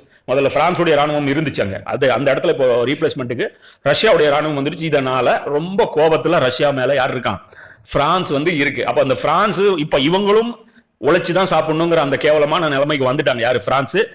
அமெரிக்காவும் உழைச்சுதான் சாப்பிடணுங்கிற அந்த கேவலமான நிலையை நோக்கி போயிட்டு இருக்கு. இவங்க 2 பேருக்கு உழைக்கிறதே தெரியாது. அதுல ஆல்ரெடி ஒரு பிரிட்டன், ஏன்னா திருடி மட்டுமே தின்னுட்டு இருந்த இந்த 3 பேருக்கு வந்து இனிமே நீங்க எல்லாம் வந்து இந்த பொட்டி கடை வச்சு பொழைச்சிக்கிங்க அப்படிங்கிற லெவல்ல வந்துட்டாங்க. என்ன இருக்கு அங்க விற்கிறதுக்கு, டெக்னாலஜி மட்டும் தான் இருக்குது, வேற ஒண்ணு. அதோடைய பிரெட் பாஸ்கெட்டே உக்ரைனுங்கிறாங்க. அப்புறம் அங்க உக்ரைனே வந்து கை விட்டு போயிருச்சுன்னா பிரெட்டும் போயிருச்சு, பாஸ்கெட்டும் போயிருச்சு. அப்போ எல்லாமே இப்ப இன்னைக்கு வந்து டெஸ்பரேட் ஆயிட்டாங்க. யாரு, நேட்டோடைய நாடுகள் வந்து டெஸ்பரேட் ஆயிட்டாங்க. அதனால தான் இந்த போர் வந்து அந்த தீவிரவாத தாக்குதலும் வந்து நடத்தி வச்சிருக்காங்க. அதோடைய அந்த சீக்வன்சஸும் பாத்தீங்கன்னா ரொம்ப மோசமா போயிட்டு இருக்கு. அப்ப இந்த அடிப்படையில பார்க்கும்போது இது வந்து நேட்டோடைய ஒரு போர் வர்றதுக்கு வாய்ப்பு இருக்கு. இது பத்தியும் புகாரில ஹதீஸ் இருக்கு. ஒரு 6 விஷயங்கள் நபி ஸல்லல்லாஹு அலைஹி வஸல்லம் சொல்றாங்க. தபுக் போரின் போது நபி ஸல்லல்லாஹு அலைஹி வஸல்லம் அவர்களிடம் நான் சென்றேன். அவர்கள் ஒரு தோல் கூடாரத்தில் இருந்தார்கள். அப்போது அவர்கள் இறுதி நாள் வருவதற்கு முன்பு 6 அடையாளங்கள் நிகழும், அவற்றை எண்ணிக்கொள் என்றார்கள். என்னுடைய மரணம், ரசூலுடைய மௌத், பைத்துல் முகத்தஸுடைய வெற்றி கொள்ளப்படுதல், ஆடுகளுக்கு வருகின்ற நோயை போன்ற கொள்ளை நோய் ஒன்று உங்களை பிடிக்கும், பிறகு செல்வம் பெருகி வலியும் எந்த அளவுக்கு என்றால் ஒருவருக்கு 100 தீனார்கள் கொடுக்கப்பட்ட பின்பும் அவர் அதிருப்தியுடன் இருப்பார், பிறகு தீமை ஒன்று நுழையும், அரபுகளின் வீடுகளில் அது நுழையாத வீடு எதுவும் இருக்காது. இப்ப இதெல்லாம் பார்க்கும் போது ரசூலுடைய மரணம், பைத்துல் முகத்தஸுடைய வெற்றி, இதெல்லாம் வந்து பாத்தீங்கன்னா சீக்வன்ஸ் வந்து முன்ன பின்ன மாத்திக்கலாம். ஏன்னா ரசூலுல்லாஹ் இந்த சீக்வன்ஸ்ல தான் சொன்னாங்கிறது உறுதி கிடையாது. குர்ஆன் மாதிரி வந்து ஹதீஸ் வந்து உறுதியா இந்த சீக்வன்ஸ் தான் சொல்ல முடியாது. அப்போ அந்த செல்வம் பெருகி வலிக்கூடிய விஷயம் நடந்து வந்து பாத்தீங்கன்னா அரபு கண்ட்ரீஸ்ல இன்னைக்கு நடந்து முடிஞ்சிருச்சு. அப்புறம் அரபு வீடுகளுக்குள்ள நுழையக்கூடிய ஃபித்னா அது ஆல்ரெடி ஸ்மார்ட் போனு, அந்த டிவி, லொட்டு லொசுக்கு, மது, விபச்சாரம், எல்லா கேடு கெட்டதும் அந்த உலக தரத்தான என்ஜாய்மெண்ட் இன்னைக்கு வந்து எங்க இருக்கு அப்படின்னு பாத்தீங்கன்னா அரபு தூபகற்பத்தில் வந்து நடந்துட்டு இருக்கு. இப்ப கடைசி மேட்டர் இதுதான். பிறகு ரோமர்களுக்கும் உங்களுக்கும் இடையே சமாதான ஒப்பந்தம் ஒன்று ஏற்படும். அதை மதிக்காமல் அவர்கள் உங்களை மோசடி செய்து விடுவார்கள். பிறகு உங்களை எதிர்த்து போரிடுவதற்காக 80 கொடிகளின் கீழே அணிவகுத்து வருவார்கள்.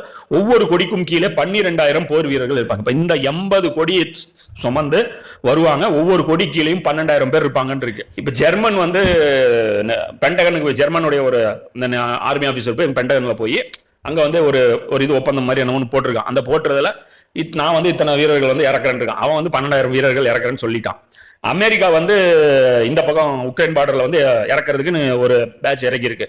அதுவும் வந்து 12,000. இது என்னடா 12,000 பார்த்தா நேட்டோடைய ஒரு டிவிஷனுடைய நம்பர். புரியுதா? ரசூல்லா வந்து 10,000 சொல்லியிருக்கலாம், ரசூல்லா வந்து 5,000 சொல்லியிருக்கலாம், ஒரு ரவுண்ட் ஃபிகர்னு சொல்லிக்கலாம், அல்லது ரசூல்லா 70,000 பேர் அனுப்புவாங்க, அதிகமான பேரை குறிக்கிற ஒரு நம்பர் சொல்லிக்கலாம். ரசூல்லா குறிப்பிட்டு 12,000. ஒரு டிவிஷனுக்கு கீழே, அப்போ ஒரு கொடி கீழே 12,000 பேர். இப்போ அமெரிக்கா ஒரு டிவிஷன் அனுப்பிச்சுன்னா 12,000 தான் இருக்கும் அந்த நேட்டோடைய பேஸ்ல. அப்போ இந்த நேட்டோ வெர்சஸ் ஒரு போர் வந்து வரும் அப்படிங்கறது நபி ஸல்லல்லாஹு அலைஹி வஸல்லம் அவங்க சொல்றாங்க. இது மிகப்பெரிய கொடிய போரா இருக்கும். இப்போ இந்த போர் வந்து தலைக்கு மேல இப்போ நின்றுட்டு இருக்கிற மாதிரியான ஒரு சிச்சுவேஷன் தான் வச்சுங்களேன். அப்போ இது எல்லாம் பார்க்கும் போது அப்போ கடைசியா பாத்தீங்கன்னா அந்த யமனுடைய அந்த நெருப்பு, யமன்ல இருந்து ஒரு நெருப்பு புறப்பட்டுருச்சு அப்படின்னா அது வந்து மஹஷரை நோக்கி மக்களை வந்து ஒன்று திரட்டும். இந்த விஷயத்துக்கு கூட அல்தாஃபி பாத்தீங்கன்னா அவர் சொல்றாரு. ஏன்னா மஹஷருங்கிறது அது கிடையாது, கரெக்டா சொல்றாரு. நானும் அதான் சொல்லியிருந்தேன். நான் என்ன சொல்லியிருந்தேன், மஹஷருங்கிறது எப்படிங்க பாசிபிள்? ஏன்னா வந்து இப்படியே மக்கள் நெருப்பு வந்து போய்கிட்டே இருக்கும், ஒரு இடத்துல போய் அசம்பிள் ஆனோம்னா மஹஷரா கிடையாது. அந்நாளில் பூமி வேறு பூமியாக மாற்றப்படும், சூர் ஊதப்படும், எல்லா வானம் பூமியும் அழிக்கப்படும், மறுபடியும் இன்னொரு சூர் ஊதப்படும், மறுபடியும் எல்லாமே படைக்கப்படும். அந்த இடத்துல வந்து மனிதர்கள் வந்து மழையிலிருந்து அந்த செடி முளைக்கிற மாதிரி ஒவ்வொரு மனிதர்களும் முளைச்சு வருவாங்க. ட்ரெஸ் இருக்காது. அந்த நாள் தான் மஹஷருடைய நாள். ஹஷருடைய நாள் வந்து அதுதான். அப்ப அந்த நாள்ல வந்து தலைக்கு மேல சூரியன் இருக்கும். அந்த இடத்துல வந்து இந்த நிழலை தவிர வேற அரசுடைய நிழலை தவிர வேற நிழல் இருக்காது. அப்ப இதுதான் மஹஷரை நோக்கி திரட்டுறது. அப்ப இது என்ன அப்படின்னு பாத்தீங்கன்னா, யமன்ல வந்து இந்த மாதிரி ஒரு பவர் எமர்ஜ் ஆகும் போது, அதாவது இந்த நெருப்பு சார்ந்த ஆயுதங்கள் இவர்கள் பயன்படுத்தி தாக்குதல் தொடுக்கும் போது மஹஷர் வந்துருச்சுன்னு நினைச்சுக்கிங்க அப்படிங்கிறது தான் இந்த நம்மளை வந்து ஒரு கன்க்ளூஷனுக்கு கொண்டு வர்றது. ஸோ இதெல்லாம் வச்சு நம்ம பார்க்கும்போது ரொம்ப வந்து காபரா ஆக வேண்டிய தேவையும் கிடையாது. புரியுங்களா? அடுத்து என்ன பண்ணலாம், இந்த இது என்ன பண்ணலாம், அந்த ஸ்ட்ராட்டஜி என்ன பண்ணலாம், நம்ம மலையில ஓடலாமா, எங்கேயும் ஓடக்கூடாது, இங்கதான் இருக்கணும். அவங்க எல்லாம் எந்தெந்த இடத்துல வச்சிருக்கிறானோ வாழ்றதுக்கு ஆசைப்படக்கூடாது. ஃபர்ஸ்ட் விஷயம். என்ன நடக்குதோ நடந்துட்டு போய் ஈமான வலுப்படுத்துற வேலையை தான் நம்ம செய்யணும். இதை விட்டுட்டு எதிரிகளுடைய சூழ்ச்சிகளை வந்து பாருங்கன்ட்டு சில யூடியூப் சேனல்கள் வந்து பண்ற அக்கப்பொருள் பாருங்க, பெரிய என்ன சூழ்ச்சி உங்களுக்கு தெரிஞ்சாலும் உங்களால் ஒன்றும் பண்ண முடியாது. இதுதான் வந்து முதல்ல நம்ம புரிஞ்சுக்க வேண்டிய விஷயம். இந்த சூழ்ச்சி வந்துருச்சு, அந்த சூழ்ச்சி வந்து நம்ம கவுண்டர் சூழ்ச்சி கொடுக்குறோம், ஒன்றும் பண்ண முடியாது. நீங்க ஈமான் இருங்க, கண்டிப்பா அல்லாஹ் வந்து உங்களை இந்த ஒவ்வொரு விஷயத்திலும் வந்து உங்களை எல்லாம் கிளாரிட்டி. அதுதான் ரசூல்லா வந்து நம்ம கொடுத்துட்டு போன க்ளூவும் கூட. தஜ்ஜால் வரும்போது கடுமையான பஞ்சம் இருக்குமே, என்ன பண்றது அப்படின்னா மலக்குகளுக்கு என்ன காப்பாத்திச்சோ அது உங்களை காப்பாற்றும். சுப்ஹான் அல்லாஹ், அல்ஹம்துலில்லாஹ். என்ன அல்லாஹ்வை தவக்கல் வச்சுட்டானா முடிஞ்சு போச்சு. அப்போ இவங்களாம் கிண்டல் பண்ணலாம். நான் வேணா சில சஜஷன் நம்மளும் சொல்றோம், புரியுதுங்களா? நான் ரொம்ப போட்டு அல்ட்டிக்காதீங்க. அது நியூக்ளியர் அட்டாக் நடந்ததுக்கு அப்புறம் அந்த பூமியில வந்து வாழ்றதுக்கு எவனும் ஆசைப்பட மாட்டான். அதுல கூட இந்த இடத்துல பாம்பு விழுந்தா, இப்போ ஒரு வெப்சைட்டே இருக்கு, இந்த இடத்துல பாம்பு விழுந்தா அதோடைய அந்த சின்ன பாம்பு, அந்த 10 கிலோ பாம்பு இருந்தால் அது எவ்வளோ ரேடியஸ்ல வந்து பாதிப்பு வரும், அது எவ்வளோ மணி நேரத்துக்கு அந்த புகை இருக்கும், அது சுவாசிச்சா என்ன ஆகும், சாவது எவ்வளோ நடக்கும், அதுக்கப்புறம் நோய்கள் எவ்வளோ வரும்னு அது எல்லாமே ரேடியஸ் பண்ணி போட்டிருக்காங்க. ஸோ அதெல்லாம் பார்க்கும்போது நம்ம வந்து பெருசாக ஒன்றும் போட்டு அல்ட்டிக்க தேவையில்லை. புரியுதுங்களா? அல்லாஹ் அந்தந்த நேரத்தில் வழி காட்டுவான். முன்னாடியே ஜட்ஜ் பண்றது, முன்னாடியே வந்து நம்ம வந்து பிளான் பண்றது, இதுக்காக வந்து நாங்க அதை பண்ண போறோம் இதை பண்ண போறோம்னு ஏதோ ஒரு கூட்டம் பிரெயின் வாஷ் பண்றதுக்காக ஒரு கூட்டம் வந்துச்சுன்னா அவங்ககிட்ட இருந்து தயவு செஞ்சு தவிர்த்து இருக்கு. புரியுங்களா? இந்த சேஃப்டி மெஷர்ஸ் எடுக்க போறோம், ஒன்னும் எடுக்காதீங்க. அதான் நீங்க நம்ம சொல்லக்கூடிய சஜஷன். ஒன்னே ஒரு சஜஷன் தான் சொல்றோம், என்ன, கரன்சி எல்லாம் கோல்டா மாத்தலாம். புரியுங்களா? ஒரு சஜஷன், கரன்சி வந்து பேங்க்ல இருக்கிற கேஷ் அது வந்து கோல்டா வேணா மாத்தி கன்வெர்ட் பண்ணி வைங்க, அது யூஸ் ஆகும். அந்த கோல்டு வந்து எப்பவும் பேங்க் கொலாப்ஸ் ஆனாலும் சிஸ்டம் கொலாப்ஸ் ஆனாலும் என்ன ஆகும், கோல்டு வந்து நமக்கு வந்து பயன்படும். நம்பர் 2 வந்து பாத்தீங்கன்னா சிட்டிகள்ல இருக்கக்கூடிய இன்வெஸ்ட்மெண்ட். சிட்டில போய் நீங்க ஒர்க் பண்றீங்களா, ஐடில அங்கேயே ஒர்க் பண்ணுங்க, கவர்மெண்ட் ஜாப்ல இருக்கீங்களா அங்கேயே இருங்க, ஒன்றும் பிரச்சனை இல்லை. இன்வெஸ்ட்மெண்ட், அங்க வீடு இருக்கா, சொந்த வீடு இருக்கா, வாடகை வீட்டுக்கு போங்க, வாடகை வீட்டு போட்டு ஒரு இன்வெஸ்ட்மெண்ட் மட்டும் பேக்கப் வந்து என்ன பண்ணிருங்க, ஒரு கிராம பிரதேசங்கள்ல வச்சிருங்க. ஏன்னா எப்பவுமே போர் வரும்போது என்ன இருக்குன்னா அந்த சிட்டியை சுத்தி தான் அந்த அட்டாக் வந்து நடக்கும்.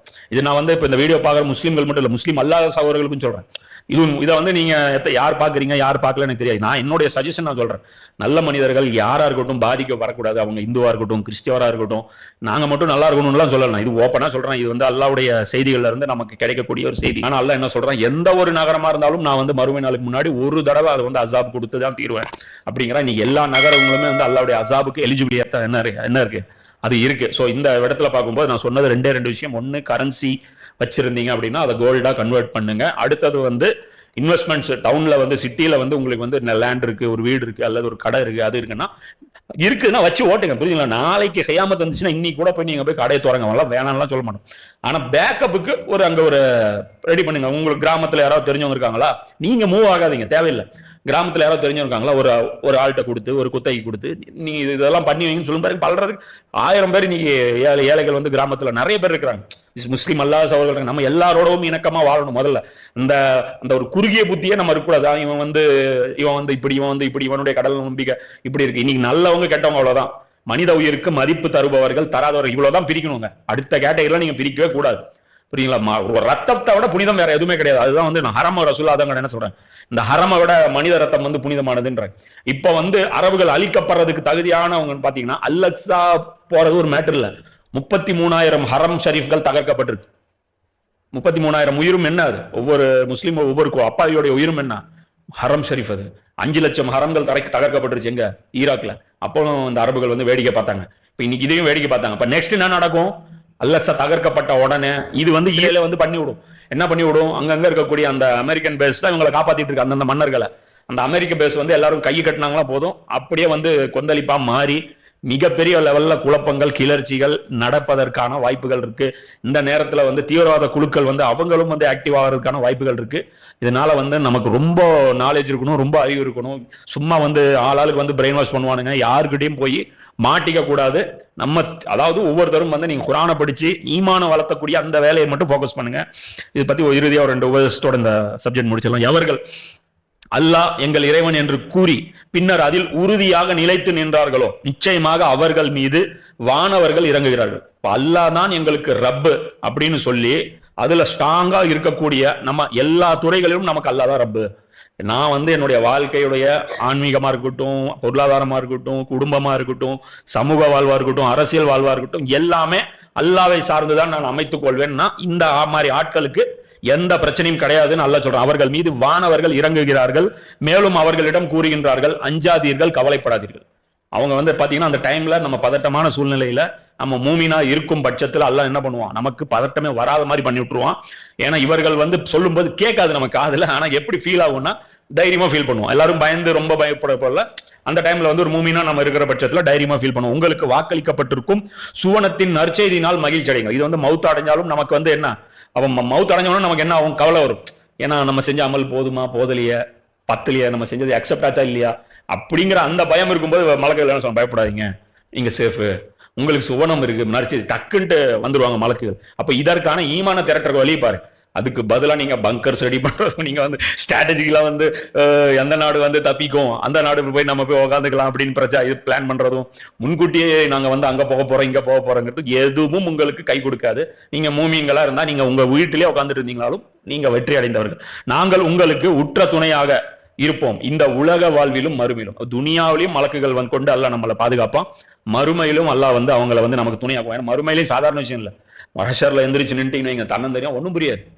நீ வந்து கலெக்டர் ஆஃபீஸ் போயிட்டு பர்த் சர்டிஃபிகேட் எங்க வாங்குறதுன்னு தெரியுமா, போய் கேட்பேன், எங்க வாங்குறது, 4வது மாடி போங்க, 5வது மாடி போங்க, அதான் இந்த டிபார்ட்மெண்ட், நீங்க எந்த பஞ்சாயத்துங்க. அது மாதிரி மஹஷருங்கிறது மிகப்பெரிய ஒரு கவர்மெண்ட் ஆஃபீஸ் அல்லாவது. அந்த இடத்துல வந்து எப்ப போகணும், எங்க போகணும், கூட யார் இருக்கா, நம்ம கதி என்ன, நான் எல்லாம் மறந்து போய் கிடக்கும். அந்த டைம்ல ஒரு மலக்கு வந்து நமக்கு ப்ரொடெக்ஷன் கொடுத்து நம்ம கூடவே இருந்து, வாங்க நான் உங்களை கைட் பண்றேன், என் கூட இருங்க, அடுத்தது அங்க போகணும், அடுத்தது இங்க போகணும், இது ஹவுலுல் கௌசர், இது ஃபுல்லா வந்து அங்க வழி நடத்தக்கூடிய அந்த வேலையை வந்து நடக்கும். அங்கு நீங்கள் விரும்புகின்றவை அனைத்தும் உங்களுக்கு கிடைக்கும், நீங்கள் கேட்கக்கூடிய ஒவ்வொன்றும் உங்களுடையதாக ஆகிவிடும். பெரும் மன்னிப்பாளனும் கிருபையாளனாகவும் உள்ள இறைவனிடமிருந்து கிடைக்கும் விருந்தாகும் இது. எவர் அல்லாவின் பக்கம் அழைத்தாரோ, இப்ப வேலை என்ன செய்யணும், இப்ப இவர் யாரு அப்படின்னா அல்லாவின் பக்கம் அழைக்கிறது. இப்ப நம்ம வந்து வாழ்க்கையும் சமூக வாழ்க்கையெல்லாம் வந்து அல்லாஹ் விட்டு வேற துறைகள்ல வந்து வேறவங்க மற்ற தாகுத் கையில் நம்ம ஒப்படைச்சிருக்கோமா, அல்லாஹ் நோக்கி கூப்பிடுங்க, இது ஒர்க்கு. பக்கம் அழைத்தாரோ, நற்செயல் புரிந்தாரோ, இது அது இல்லாம எஃபர்ட் போட்டுட்டே இருக்கணும். முடிஞ்ச அளவுக்கு நம்ம வந்து நம்முடைய தாவா வந்து அதிகம் ஸ்ப்ரெட் பண்ணணும். நான் முஸ்லீம், யாரு வர்றீங்களோ இல்லையோ, நான் முஸ்லீம், நான் ஃபர்ஸ்ட் முஸ்லீம், நான் முதல்ல அல்லாஹ்வுக்கு கட்டுப்படுறவன் அப்படின்னு கட்டுப்படுதலை தன்னிடத்திலிருந்து துவக்குகிறாரோ அவரை விட அழகிய வார்த்தை கூறுயவர் யார்? அப்போ அந்த மாதிரி நாம இருக்கணும். நன்மையும் தீமையும் சமமாக மாட்டாது, மிகச்சிறந்த நன்மையை கொண்டு நீர் தீமையை தடுப்பீராக அப்படின்னு சொல்லி அல்லாஹ் சொல்றான். ஸோ ரொம்பவும் என்ன சொல்றது, ரொம்பவும் கான்சியஸா இருக்க வேண்டிய ஒரு காலகட்டத்தில் நம்ம வந்திருக்கோம். இது வந்து யாரும் வந்து பயப்படாதீங்க. சும்மா ஒருத்தர் வந்து இந்த எல்லாம் சொல்றாங்கல்ல, இந்த பதட்டத்துடைய செய்திகளையோ அமைதியுடைய செய்திகளையோ அப்படியே ஃபார்வர்ட் பண்ணாதீங்க. இன்னைக்கு இருக்கிற அந்த வாட்ஸ்அப் இதை வச்சுட்டு என்னைக்கோ நடந்த விஷயங்கள் ஏதோ ஒன்று எடுத்து எல்லாம் ஃபால்ஸ் மீடியா பரப்பாதீங்க. ஒவ்வொரு வந்து இந்த பொறுப்பான ஒவ்வொரு ஊர்லயும் வந்து ஜமாத்துகள் இருக்கு, அங்கங்க தலைவர்கள் இருக்காங்க, ஆளுமை திறன் கொண்டவர்கள் இருப்பாங்க, பகுத்தறிஞ்சு பார்க்கக்கூடியவர்கள் இருப்பாங்க. அவங்ககிட்ட அந்த செய்தியை கொண்டு போங்க, சம்பந்தப்பட்ட அந்த நிர்வாகத்திட்ட கொண்டு போங்க. ஒரு பதட்டத்தையும் பீதியையும் பரப்பிவிடக்கூடிய அந்த செய்திகளை வந்து செய்யாம இருக்கணும். இதுதான் பெரிய பிரச்சனை. ஏன்னா இந்தியா வந்து முதல் இடத்துல இருக்கு ஃபால்ஸ் நியூஸ் பரப்புறது இல்ல. என்ன இப்ப எடுத்த லிஸ்டிங் படி நம்பர் 1 நாம தான். தஜ்ஜாலுடைய காலத்துல பாருங்க அதிகமான பொய்கள் இருக்கும் அப்படின்னா தஜ்ஜாலுடைய பொய்களை வந்து அதிகமா ரிசீவ் பண்ற ஆள் யாரு? நம்ம தான். சோ அந்த மாதிரி இருக்கக்கூடிய இதுல இருந்து அல்லாஹ் உங்களையும் என்னையும் பாதுகாப்பானாக. வாஹிர் தாவானா அல்ஹம்துலில்லாஹி ரப்பில் ஆலமீன்.